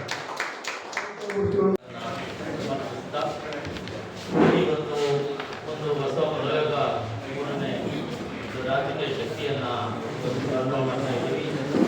ಇದಕ್ಕೆ ಎಲ್ಲ ರಂಗದ ಸ್ನೇಹಿತರು ಬೆಂಬಲಿಸಬೇಕು ಅಂತೇಳಿ ನಮ್ಮಲ್ಲಿ ಮನವಿ ಮಾಡ್ತಾ ನನ್ನ ಮಾತನ್ನು ಒಂದು ರಾಜ್ಯದಲ್ಲಿರುವಂತಹ ತೃತೀಯ ರಂಗವನ್ನು ನಿರ್ಮಾಣ ಆಗಿದ್ದು, ಈ ಒಂದು ಪತ್ರಿಕಾಗೋಷ್ಠಿಗೆ ಆಗಮಿಸಿದಂತ ಎಲ್ಲ ರಾಜ್ಯ ಮುಖಂಡರೆ ಹಾಗೂ ಪತ್ರಿಕಾ ಮಾಧ್ಯಮ ಮಿತ್ರರೇ, ಇವತ್ತು ಬಹಳ ಒಂದು ಐತಿಹಾಸಿಕ ದಿನ ಅಂತ ಇವತ್ತು ನಾನು ಭಾವಿಸ್ತೀನಿ. ಯಾಕಪ್ಪ ಅಂತಂದ್ರೆ ರಾಜ್ಯದಲ್ಲಿ ದಲಿತ ವಿರೋಧಿ, ಅಲ್ಪಸಂಖ್ಯಾತರ ವಿರೋಧಿ, ಮಹಿಳಾ ವಿರೋಧಿ, ರೈತ ವಿರೋಧಿ, ಕಾರ್ಮಿಕ ವಿರೋಧಿ, ಬಡವರ ವಿರೋಧಿ ಆದಂತ ಪಕ್ಷಗಳು ಇವತ್ತು ಆಡಳಿತ ಮಾಡುವ ನಿಟ್ಟಿನಲ್ಲಿರುವಾಗ ಇವತ್ತು ಈ ಒಂದು ಎಲ್ಲ ನಮ್ಮ ರಾಜ್ಯ ನಾಯಕರುಗಳು, ಎಲ್ಲ ಪ್ರಗತಿಪರ ಸಂಘಟನೆಯವರು, ಪ್ರಗತಿಪರ ಪಕ್ಷದವರು ಸೇರ್ಕೊಂಡು ಇವತ್ತು ಏನು ಒಂದು ಹೊಸ ಆಂದೋಲನ ಮಾಡಲಿಕ್ಕೆ ಹೊರಟಿದ್ದೀವಿ. ಇದು ಬಹಳ ಸಂತೋಷದ ವಿಷಯ. ಯಾಕಪ್ಪ ಅಂತಂದ್ರೆ ಇವತ್ತೆಲ್ಲ ಪರಿಸ್ಥಿತಿ ಹೇಗಾಗಿಬಿಟ್ಟಿದಪ್ಪ ಅಂತಂದ್ರೆ ಈಗಾಗಲೇ ಎಲ್ಲರೂ ಹೇಳೋದು ನಾಯಕರು ನಮ್ಮ ದಲಿತರ ಏನು ಮೀಸಲಾತಿ, ಒಳ ಮೀಸಲಾತಿ ಬಗ್ಗೆ ಆಗಿರ್ಬೋದು, ದುಡ್ಡಾಗಿರ್ಬೋದು, ಅನುದಾನ ಆಗಿರ್ಬೋದು ಕಿತ್ತುಕೊಳ್ಳುವ ಮುಖಾಂತರ ಅಲ್ಲೇ ದಲಿತ ವಿರೋಧ ಆಗ್ತಾ ಇದೆ. ಅದ್ರ ಜೊತೆಯಲ್ಲಿ ರೈತರ ಬಗ್ಗೆ ಅಂತೂ ತಮ್ಗೆಲ್ಲ ಗೊತ್ತಿದೆ. ರೈತರ ಬಗ್ಗೆ ಸರ್ಕಾರಗಳು ಎಷ್ಟೊಂದು ಕಾಳಜಿ ಇದೆ ಅಂತೇಳಿ ಮತ್ತು ಪಕ್ಷಗಳು ಎಷ್ಟೊಂದು ಕಾಳಜಿ ಇದೆ ಅಂತೇಳಿ ಅದರಲ್ಲಿ ಕೂಡ ಇಲ್ಲಿರುವಂತಹ ಅಲ್ಪಸಂಖ್ಯಾತರಿಗೆ ಮತ್ತು ಧಾರ್ಮಿಕ ಅಲ್ಪಸಂಖ್ಯಾತರ ಮುಸ್ಲಿಮರ ಪರಿಸ್ಥಿತಿ ಅಂತೂ ಹೇಳಕ್ಕೆ ಆಗ್ತಾ ಇಲ್ಲ. ಯಾಕಪ್ಪ ಅಂತಂದ್ರೆ ಇವತ್ತು ಹೆಂಗಾಗಿ ಬಿಟ್ಟಿದಪ್ಪ ಅಂತಂದ್ರೆ ಒಂದು ಸಣ್ಣ ಒಂದು ಉದಾಹರಣೆ ಕೊಡ್ತಾ ಅಧ್ಯಕ್ಷರಾದಂಥ KP ಮೂರ್ತಿ ಅವರು ಮಾತನಾಡಿ. ಎಲ್ಲರಿಗೂ ನಮಸ್ಕಾರ. ವೇದಿಕೆ ಮೇಲಿರುವ ಎಲ್ಲ ಹಿರಿಯ ಹೋರಾಟಗಾರರು ಹಾಗೂ ವೇದಿಕೆ ಮುಂಭಾಗದಲ್ಲಿರುವ ಎಲ್ಲ ಪತ್ರಿಕೆ ಮಾಧ್ಯಮದವರು ಮತ್ತು ಎಲ್ಲ ಸ್ನೇಹಿತರು, ಎಲ್ಲ ಸಂಘಟನೆಯ ಮುಖಂಡರಿಗೂ ನಾನು ನಮಸ್ಕಾರಗಳನ್ನು ತಿಳಿಸ್ತಾ, ಏನು ಇವತ್ತು ಒಳ್ಳೆಯ ಉದ್ದೇಶನ ಇಟ್ಕೊಂಡು ಈ ರಾಜ್ಯದಲ್ಲಿ ಒಂದು ಪ್ರಾದೇಶಿಕ ಚಿಂತನೆ ಇಟ್ಕೊಂಡು ನಮ್ಮ ಮಾಚಂದ್ರ ಮುನಿಯಪ್ಪನವರು ಏನು ಈ ಕಾರ್ಯಕ್ರಮನ ರೂಪಣೆ ಮಾಡ್ತಾ ಇದ್ದಾರೋ ಅದಕ್ಕೆಲ್ಲ ನಾವು ಜೊತೆಲಿರ್ತೀವಿ. ನಮ್ಮ ಉದ್ದೇಶ ಇಷ್ಟೇ, ಈ ನಾಡಿನ ಮಕ್ಕಳು ಉಳ್ಕೋಬೇಕು, ಈ ನಾಡಿನ ವ್ಯವಸ್ಥೆಗಳು ಉಳಿಬೇಕು. ಇವತ್ತು ರಾಷ್ಟ್ರೀಯ ಪಕ್ಷದವರು ನಮ್ಮನ್ನೆಲ್ಲ ತುಳಿತಾ ಇದ್ದಾರೆ. ಕನ್ನಡಿಗ ಉಳಿಬೇಕು, ಈ ರೈತ ಉಳಿಬೇಕು, ನಮ್ಮ ನಾಡಿನ ಇತಿಹಾಸ ಉಳಿಬೇಕು. ಆದ್ರಿಂದ ಯಾರು ಮುಂದೆ ಬರ್ತಾರೋ ಈ ನಾಡಿನ ಬಗ್ಗೆ ಚಿಂತನೆ ಇಟ್ಕೊಂಡು, ನನ್ನ ನಾಡಿನ ಮಕ್ಕಳ ಬಗ್ಗೆ ಚಿಂತನೆ ಇಟ್ಕೊಂಡು ಅಂಥವ್ರ ಜೊತೆ ನಾವು ಸದಾ ಇರ್ತೀವಿ ಅಂತ ಹೇಳ್ತಾ, ನಾನು ಏನು ಮಾಚಂದ್ರ ಮುನಿಯಪ್ಪನವರು ಮೊನ್ನೆ ಮೂರ್ತಿಯವರೇ ಬನ್ನಿ ಒಂದು ಪತ್ರಿಕಾಗೋಷ್ಠಿ ಕರೀತಾ ಇದ್ವಿ, ಈ ನಾಡಿನಲ್ಲಿ ಬದಲಾವಣೆ ಬೇಕು ಅಂತ ಹೇಳಿದ್ರು. ಅಣ್ಣ, ನಿಮ್ಮ ವಿಚಾರ ನಮಗೆ ಗೊತ್ತಿದೆ, ನೀವು ಒಳ್ಳೆ ವಿಚಾರ ಇಟ್ಕೊಂಡಿದ್ದೀರಾ, ನಾವು ನಿಮ್ ಜೊತೆ ಇರ್ತೀವಿ ಅಂತ ಹೇಳಿ ಮೊನ್ನೆನೂ ಹೇಳಿದೆ. ಅದು ಇವತ್ತು ಕೂಡ ಹೇಳ್ತಾ ಇದ್ದೀನಿ. ನಾನು ಎಲ್ಲೂ ಓದೋನಲ್ಲ, ನಾನು ಸುಮಾರು ವರ್ಷದಿಂದ ಕನ್ನಡದ ಸೇವೆಯಲ್ಲಿ ತೊಡಗಿಸ್ಕೊಂಡು ನನ್ನ ಭಾಷೆ, ನನ್ನ ಉಸಿರು, ನನ್ನ ಜೀವನ ಎಲ್ಲವೂ ಕನ್ನಡದ ಭಾಷೆಯಲ್ಲಿ, ಕನ್ನಡ ಈ ನಾಡಿನ ಮಣ್ಣಿಗೆ ಗೋಸ್ಕರ ನಾನು ಮುಡುಪಾಗಿಟ್ಟಿದ್ದೀನಿ. ಯಾರು ಕನ್ನಡಿಗರ ಪರವಾಗಿ, ನಾಡಿನ ಪರವಾಗಿ ಇರ್ತಾರೋ ಅಂಥವ್ರ ಜೊತೆ ನಾನು ನಿರಂತರವಾಗಿ ಸೇವೆ ಮಾಡ್ತೀನಿ, ಅವ್ರ ಜೊತೆಲಿ ಇಡ್ತೀನಿ ಅಂತ ಹೇಳಲಿಕ್ಕೆ ಇಷ್ಟಪಡ್ತೀನಿ. ನಮಸ್ಕಾರ. ಪತ್ರಿಕಾ ಮಾಧ್ಯಮ ಸ್ನೇಹಿತರೆ ಹಾಗೂ ದೃಶ್ಯ ಮಾಧ್ಯಮದ ಬಂಧುಗಳು, ಈಗಾಗಲೇ ನಮ್ಮ ಎಲ್ಲ ಮಾತಾಡಿದ್ದಾರೆ ಪ್ರಾದೇಶಿಕ ಪಕ್ಷದ ಅನಿವಾರ್ಯತೆ ಏನು ಅಂತೇಳಿ. ಇಡೀ ದಕ್ಷಿಣ ಭಾರತದಲ್ಲಿ ರಾಷ್ಟ್ರೀಯ ಪಕ್ಷಗಳಿಗೆ ಮಾನ್ಯತೆ ಕೊಡ್ತಾ ಇದ್ದ ಒಂದೇ ಒಂದು ರಾಜ್ಯ ಅಂದರೆ ಕರ್ನಾಟಕ ಮಾತ್ರ. ಮತ್ತೆ ಈ ಕರ್ನಾಟಕ ರಾಜ್ಯದಲ್ಲಿ ಎಲ್ಲ ಸಮಸ್ಯೆಗಳ ಮೂಲ ಏನಿದೆ ಅಂದ್ರೆ ಈ ರಾಷ್ಟ್ರೀಯ ಪಕ್ಷಗಳು ಇದಾವಲ್ಲ, ಇವರ ಆಡಳಿತದಲ್ಲೇ ಇದೆ. ನೀವು ತಮಿಳುನಾಡು ಪಕ್ಕದಲ್ಲಿ ನೋಡ್ತಾ ಇದ್ದೀರಾ, ತೆಲಂಗಾಣ, ಆಂಧ್ರ ನೋಡ್ತಾ ಇದ್ದೀರಾ, ಕೇರಳನ ಬಹಳ ವರ್ಷದಿಂದ ನೋಡ್ತಾ ಇದ್ದೀರಾ. ಇಡೀ ದೇಶದಲ್ಲಿ ಕೋಮುಗಲಭೆ ಎಲ್ಲಿ ನಡೀತದೆ, ಹಿಂದೂ ಮುಸ್ಲಿಂ ಗಲಾಟೆ ಎಲ್ಲಿ ನಡೀತದೆ, ಒಂದು ಉತ್ತರ ಭಾರತದಲ್ಲಿ ನಡೀತದೆ. ಅದು ಬಿಟ್ಟರೆ ಇಡೀ ದಕ್ಷಿಣ ಭಾರತದಲ್ಲಿ ಎಲ್ಲೂ ನಡೆಯಲ್ಲ, ಅದು ಕರ್ನಾಟಕದಲ್ಲಿ ಮಾತ್ರ ನಡೀತದೆ. ಈ ಕೋಮುಗಲಭೆನ ಖತಮ್ ಮಾಡ್ಬೇಕಂತೇಳಿ ಅನೇಕರು ಬಹಳ ಜನ ಪ್ರಯತ್ನ ಪಟ್ಟಿದ್ದಾರೆ. ಅದು ಆಗ್ತಾ ಕಾರಣ ಏನಂತ ಹೇಳಿದ್ರೆ, BJP-ಯವರು ಮುಸಲ್ಮಾನರು ಈ ದೇಶದ ವಿರೋಧಿಗಳು ಅಂತೇಳಿ ಅವ್ರೇನು ಮಾಡ್ತಾರೆ, ಗಲಭೆಗಳು, ಆ ಗಲಭೆಗಳಿಗೆ ಪೂರ್ವವಾಗಿನೇ ಕಾಂಗ್ರೆಸ್ ಪಾರ್ಟಿನೂ ಮಾಡ್ತದೆ. ಇವೆರಡೂ ರಾಷ್ಟ್ರೀಯ ಪಕ್ಷ ಏನಿದಾವೆ, ಇವೆರಡೂ ನಡೀತಕ್ಕಂಥ ನಾಟಕ ಇದೆ. ಒಮ್ಮೆ ಅವ್ರು ವಿಲನ್ ಆಗ್ತಾರೆ, ಇವರು ಹೀರೋ ಆಗ್ತಾರೆ, ಒಮ್ಮೆ ಅವ್ರು ಹೀರೋ ಆಗ್ತಾರೆ, ಇಲ್ಲ ಇವರು ವಿಲನ್ ಆಗ್ತಾರೆ. ಯಾವತ್ತಿ ರಾಷ್ಟ್ರೀಯ ಪಕ್ಷಗಳು ಖತಮ್ ಆಗ್ತವೋ ಇವರು ಆಡಳಿತ, ಅಲ್ಲಿ ಕೋಮಗಲಭೆ ಇರೋದಿಲ್ಲ. ಇನ್ನು ಮುಂದುವರೆದು ಹೇಳ್ಬೇಕಾದ್ರೆ ಜಾತಿಗಳ ಬೆಲೆ ಇರೋದಿಲ್ಲ. ರೈತರ ಸಮಸ್ಯೆ ಆಗಿರ್ಬೋದು, ದಲಿತರ ಸಮಸ್ಯೆ ಆಗಿರ್ಬೋದು, ಅದು ಕಾರ್ಮಿಕರ ಸಮಸ್ಯೆ ಆಗಿರ್ಬೋದು, ಪರಿಸರ ಸಮಸ್ಯೆ, ಇವೆಲ್ಲ ಸಮಸ್ಯೆಗಳನ್ನ ಬಗೆಹರಿಬೇಕಾದ್ರೆ ಭಾರತ ದೇಶ ಅಂತ ಏನಿದೆಯಲ್ಲ, ಈ ಭಾರತ ದೇಶವನ್ನು ಒಂದು ರಾಷ್ಟ್ರ ಅಂತ ನೋಡೋದೇ ತಪ್ಪು. ಸಂವಿಧಾನದಲ್ಲೂ ಸಹಿತ ಭಾರತ ದೇಶವನ್ನು ರಾಷ್ಟ್ರ ಅಂತ ಕರೆದಿಲ್ಲ, ಯೂನಿಯನ್ ಆಫ್ ಸ್ಟೇಟ್ಸ್ ಅಂತ ಹೇಳ್ತಾರೆ. ಒಕ್ಕೂಟ ಹಲವು ರಾಜ್ಯಗಳನ್ನ ಇರುತ್ತೆ, ಹಲವು ರಾಜ್ಯಗಳು ಒಳಗೊಂಡಂತ ಒಂದು ಒಕ್ಕೂಟ. ರಾಷ್ಟ್ರ ಅನ್ನೋದಕ್ಕೆ ಅದಕ್ಕೆ ಅರ್ಥ ಇಲ್ಲ, ಅಸ್ತಿತ್ವನೂ ಇಲ್ಲ. ರಾಜ್ಯದಲ್ಲಿ ಅದಕ್ಕೆ ಅಸ್ತಿತ್ವ ಇದೆ, ಅದು ರಾಷ್ಟ್ರಕ್ಕೆ ಅಸ್ತಿತ್ವ ಇಲ್ಲ. ಸ್ವತಃ ಡಾಕ್ಟರ್ ಅಂಬೇಡ್ಕರ್ ಸಂವಿಧಾನದಲ್ಲಿ ಹೇಳ್ತಾರೆ, ರಾಷ್ಟ್ರ ಅಂತ ಬಹಳ ಜನ ಹೇಳಿದ್ರದನ್ನ ನೇಷನ್ ಅಂತ ಕರೀತಂತೇಳಿ, ಅದನ್ನ ನಾನು ಅದನ್ನು ಕರೆದಿಲ್ಲ. ಯಾಕಂದ್ರೆ ಇದು ಇನ್ನೂ ಒಂದು ರಾಷ್ಟ್ರ ಆಗಿಲ್ಲ, ಇದು ರಾಷ್ಟ್ರ ಆಗಿಲ್ಲ. ಹಲವಾರು ಭಾಷೆ, ಹಲವಾರು ಜಾತಿಗಳು ಇಟ್ಕೊಂಡು ಒಬ್ಬರಲ್ಲೊಬ್ಬರು ಹೊಂದಾಣಿಕೆ ಇದೆ. ಕೆಲವೇ ಜನರಿಗೆ ಯಜಮಾನಿಗೆ ಇರ್ತಕ್ಕಂಥ ಒಂದು ದೇಶವನ್ನು ರಾಷ್ಟ್ರ ಅಂತ ನೀವು ಕರೀತೀರ. ಹಾಗಾಗಿ ಸಂವಿಧಾನದಲ್ಲಿ ರಾಜ್ಯಗಳಿಗೆ ಹಾಗೂ ಒಕ್ಕೂಟ ಸರ್ಕಾರಕ್ಕೆ ಸಮಾನವಾದ ಅಧಿಕಾರವನ್ನು ಕೊಟ್ಟಿದ್ದಾರೆ. ಜವಾಬ್ದಾರಿಗಳಿಗೆ ಸಮಾನ ಕೊಟ್ಟಿದ್ದಾರೆ. ಆದರೆ ಇದು ನಡೀತಾ ನೋಡಿದ್ರೆ ಅದು ಕಾಂಗ್ರೆಸ್ ಇರಲಿ ಅಥವಾ BJP ಇರಲಿ, ರಾಷ್ಟ್ರೀಯ ಪಕ್ಷ ಅಂತ ಹೇಳ್ಕೊಂಡು ಸಂಪನ್ಮೂಲಗಳು ಅತಿ ಹೆಚ್ಚಿನ ಸಂಗ್ರಹ ಆಗ್ತಾರದು ರಾಜ್ಯಗಳಲ್ಲಿ. ಅದರಲ್ಲೂ ಮುಖ್ಯವಾಗಿ ದಕ್ಷಿಣದಲ್ಲಿ ಮಹಾರಾಷ್ಟ್ರ ಬಿಟ್ಟರೆ ಕರ್ನಾಟಕ 2ನೇ ಸ್ಥಾನದಲ್ಲಿದೆ ಸಂಪನ್ಮೂಲ ಕೊಡೋದ್ರಲ್ಲಿ, ಟ್ಯಾಕ್ಸ್ ಕಟ್ಟೋದ್ರಲ್ಲಿ. ಅದು GST ಆಗಿರ್ಬೋದು ಅಥವಾ ಯಾವುದೇ ತೆರಿಗೆ ಆಗಿರ್ಬೋದು. ಅದು ವಾಪಸ್ ನಮ್ಗೆ ಎಷ್ಟು ಬರುತ್ತೆ ಅಂತ ಹೇಳಿದ್ರೆ ಸಂವಿಧಾನ ಪ್ರಕಾರ ಅದು 50% ಬರಬೇಕು. ಫೈನಾನ್ಸ್ ಕಮಿಷನ್ ಪ್ರಕಾರ 50% ಬರಬೇಕು. ನಾನು 20% ಕೊಡೋದಕ್ಕೆ ಸಹಿತ ಹೇಳ್ತಾ ಇದ್ದೆ. ಈ ಪ್ರವಾಹಗಳಿಗೆ ಪರಿಹಾರ ನಿಧಿಯಾಗಿ 36,000 ಕೋಟಿ ರೂಪಾಯಿ ಬರಬೇಕಾಗಿತ್ತು. ಅದರಲ್ಲಿ 15,000 ಕೋಟಿ ಕರ್ನಾಟಕಕ್ಕೆ ಬರಬೇಕಾಗಿತ್ತು ಅಂತೇಳಿ ಸಿದ್ದರಾಮಯ್ಯನವರು ಬರೀ ಸುಪ್ರೀಂ ಕೋರ್ಟ್ ಹೋಗಿ ಕೇಸ್ ಹಾಕೊಂಡ್ರು. ಅದು ರಿಲೀಸ್ ಆಗಿತ್ತು ಅಂದ್ರೆ ಬರೀ 3,000 ಕೋಟಿ ಮಾತ್ರ. ಹೀಗೆ ಇಲ್ಲಿಂದ ಸಂಪತ್ತು ಏನಿದೆ ಅದು ಇಲ್ಲಿಂದ ಟ್ರಾನ್ಸ್ಫರ್ ಆಗ್ತಾ ಇದೆ. ಅದು ಅಲ್ಲಿಂದ ಏನೋ ವಾಪಸ್ ಬರ್ತಲ್ಲ, ಅದು ಎಲ್ಲಿ ಹೋಗ್ತಾ ಇದೆ ಅಂದ್ರೆ ಎಲ್ಲ ಉತ್ತರ ಭಾರತಕ್ಕೆ ಹೋಗ್ತಾ ಇದೆ. ಇವರ ಧಿಕ್ಕರಿಸಿ ತಮಿಳುನಾಡಿನ ಸರ್ಕಾರ ಅವ್ರು ನೀವು ಕೊಟ್ಟು ನೀವು ಕಳಿಸಿ ನೀವು ಏನು ಹೇಳ್ತಾ ಇದ್ರೆ ನೀಟ್ ಅದನ್ನ 2 ವರ್ಷದ ಕಾಲ ಬೇರೆ ಸಂಘಟನೆಗಳು ಮಾತಾಡಿದ್ದೀವಿ. ಅಂತಿಮವಾಗಿ ಒಂದು ತೀರ್ಮಾನ ಬಂದಿದೆ ಅಂದ್ರೆ ಪ್ರಾದೇಶಿಕ ಪಕ್ಷವನ್ನು ಇಲ್ಲಿ ಅನಿವಾರ್ಯ ಆಗಿದೆ. 3ನೇ ಶಕ್ತಿಗಳು ಬೇಕಾಗಿದೆ. 2 ಕಾಂಗ್ರೆಸ್ ಮತ್ತೆ ಬಿಜೆಪಿ ಏನಿದೆ, ಇವೆರಡರ ಮಧ್ಯೆ ರಾಜ್ಯ ನೆಲಗೋಗ್ತಾ ಇದೆ. ಇಲ್ಲಿರ್ತಕ್ಕಂಥ ಕಾಂಗ್ರೆಸ್ ಬಿಜೆಪಿ ಲೀಡರ್ಗಳು ಏನ್ ಮಾಡ್ತಾ ಇದ್ದಾರೆ ಅಂದ್ರೆ ಕರ್ನಾಟಕವನ್ನ ಅವರ ರಾಷ್ಟ್ರೀಯ ಪಕ್ಷದಲ್ಲಿ ATM ಕಾರ್ಡ್ ಆಗಿ ಯೂಸ್ ಮಾಡ್ತಾ ಇದ್ದಾರೆ. ಇದು ತಪ್ಪಬೇಕು. ಕರ್ನಾಟಕದ ಸಂಪತ್ತು ಅದು ಕರ್ನಾಟಕಕ್ಕೆ ವಿನಿಯೋಗ ಆಗಬೇಕು. ಕರ್ನಾಟಕಕ್ಕೆ ಸಂಬಂಧಪಟ್ಟ ಯಾವುದೇ ನೀತಿ ನಿಯಮಗಳು ಅದು ಯಾವತ್ತು ಕರ್ನಾಟಕ ಭದ್ರಾಗಿದ್ದ ಸರ್ಕಾರದ ಮಾತ್ರ ಸಾಧ್ಯ ಅದನ್ನು ಜಾರಿ ಮಾಡೋದಕ್ಕೆ. ಈ ನಿಟ್ಟಲ್ಲಿ ಸುಮಾರು 1.5 ವರ್ಷ ನಾವೆಲ್ಲ ಚರ್ಚೆ ಮಾಡಿ ಜನತೆ ಮಧ್ಯೆ ಚರ್ಚೆ ಮಾಡಿ ಅಂತಿಮವಾಗಿ ಜನ ಅಪೇಕ್ಷೆ ಪಟ್ಟಿದೆ ಅಂದ್ರೆ ಕರ್ನಾಟಕ ನಮಗೂ ನಮ್ಮದೇ ಆದ ಒಂದು ಪ್ರಾದೇಶಿಕ ಪಕ್ಷ ಬೇಕು, ನಮ್ಮದೇ ನಾಯಕತ್ವ ಇರಬೇಕು. ಹೈಕಮಾಂಡ್ ಅಂತೇಳಿ ಡೆಲ್ಲಿಲಿ ಇರಬಾರ್ದು. ಹೈಕಮಾಂಡ್ ಇಲ್ಲಿ ಇರ್ತಕ್ಕಂಥ ಪ್ರತಿಯೊಂದು ಹಳ್ಳಿಲಿ ಇರಬೇಕು, ಲೋ ಕಮಾಂಡ್ ಇರಬೇಕು. ಹೈಕಮಾಂಡ್ ನಮ್ಗೆ ಬೇಕಾಗಿಲ್ಲ ಅಂತೇಳಿ ಅವರು ತೀರ್ಪು ಕೊಟ್ಟಿದ್ದಾರೆ. ಆ ತೀರ್ಪನ್ನ ಅವರ ಅಪೇಕ್ಷೆಗೆ ತಕ್ಕಂತೆ ಜಾರಿ ಮಾಡೋ ನಿಟ್ಟಿನಲ್ಲಿ ಇವತ್ತು ಈ ಪ್ರಾದೇಶಿಕ ಪಕ್ಷವನ್ನ ಪ್ರಾರಂಭ ಮಾಡ್ಬೇಕಂತ ತೀರ್ಮಾನ ಮಾಡಿದ್ವಿ. ಇದೇ ರಾಜಕಾರಣಿ, ಬಹಳ ಪ್ರಾಮಾಣಿಕ ರಾಜಕಾರಣಿ, ಬಸವ, ಅಂಬೇಡ್ಕರ್ ಮತ್ತು ಕುವೆಂಪು ತತ್ವ ಅನುಯಾಯಿಯಾಗಿರ್ತಕ್ಕಂಥ ಮಾನ್ಯ CM ಇಬ್ರಾಹಿಂ ಸಾಹೇಬ್ ಅವರು ಕಮ್ಯುನಲ್ ಅಲ್ಲ, ಕರಪ್ಟ್ ಅಲ್ಲ, ಬಹಳ ಕ್ಲೀನ್ ವ್ಯಕ್ತಿತ್ವ ಇರ್ತಕ್ಕಂಥ ಒಬ್ಬ ಹಿರಿಯ ರಾಜಕಾರಣಿ. ಅವರ ನೇತೃತ್ವದಲ್ಲಿ ಕರ್ನಾಟಕದಲ್ಲಿ ಒಂದು ಪ್ರಾದೇಶಿಕ ಪಕ್ಷವನ್ನ ಮಾಡಬೇಕಂತ ನಾವು ತೀರ್ಮಾನ ಮಾಡ್ಕೊಂಡಿದ್ದೀವಿ. ಇಷ್ಟರಲ್ಲೇ ನಮ್ಮ ಆರ್ ಮೋಹನ್ ರಾಜ್ ಅವರು ಹೇಳಿದಾಗ ಮತ್ತೆ ಕೋಡಿಯಲ್ಲಿ ಚಂದ್ರಶೇಖರ್ ಅವರು ಮತ್ತೆ ನಮ್ಮ ವಾಸನ ಅವರು ಹೇಳಿದಾಗ ಇನ್ನೊಂದು 2 ತಿಂಗಳಲ್ಲಿ ಒಂದು ದೊಡ್ಡ ಸಮಾವೇಶ ಮಾಡಿ ಅಲ್ಲಿ ಪಾರ್ಟಿಯನ್ನು ದೊಡ್ಡ ಪ್ರಮಾಣದಲ್ಲಿ ಲಾಂಚ್ ಮಾಡ್ತಾ ಇದ್ದೀವಿ. ಮತ್ತೆ ಇದು ನೇರವಾಗಿ ಹೇಳ್ಬೇಕಂದ್ರೆ ಎಲ್ಲ ರಾಷ್ಟ್ರೀಯ ಪಕ್ಷಗಳ ಸೊಂಟ ಮುಟ್ಟತಕ್ಕಂಥ ಕೆಲಸ ಇದೆ. ಕರ್ನಾಟಕವನ್ನ ಈ ರಾಷ್ಟ್ರೀಯ ಪಕ್ಷಗಳ ಕಪಿಮುಷ್ಟಿಯಿಂದ ಬಿಡುಗಡೆ ಮಾಡಬೇಕಾಗಿದೆ. ಕರ್ನಾಟಕ ಸ್ವಾಭಿಮಾನಿಯಾಗಿರ್ಬೇಕು, ಸ್ವಾಯತ್ತತೆಯಿಂದ ಇರಬೇಕು, ಆಮೇಲೆ ಸ್ವಾವಲಂಬಿನೂ ಆಗಿರ್ಬೇಕು, ಪೂರ್ಣ ಪ್ರಮಾಣದ ಉದ್ಯೋಗ ನಮಗೆ ಸಿಗಬೇಕು. ಇಷ್ಟು ವರ್ಷಗಳಲ್ಲಿ ಕರ್ನಾಟಕದ ಒಂದೇ ಒಂದು ಕೈಗಾರಿಕೆ, ಒಂದೇ ಒಂದು ಉದ್ಯಮ ಅನ್ನೋದಿಲ್ಲ. ಬರ್ತಕ್ಕಂಥ ಎಲ್ಲ ಉದ್ಯಮಗಳು ಈ ನಾರ್ತ್ ಕರ್ನಾಟಕದ ಇಂಡಿಯಾದವರಿಲ್ಲ.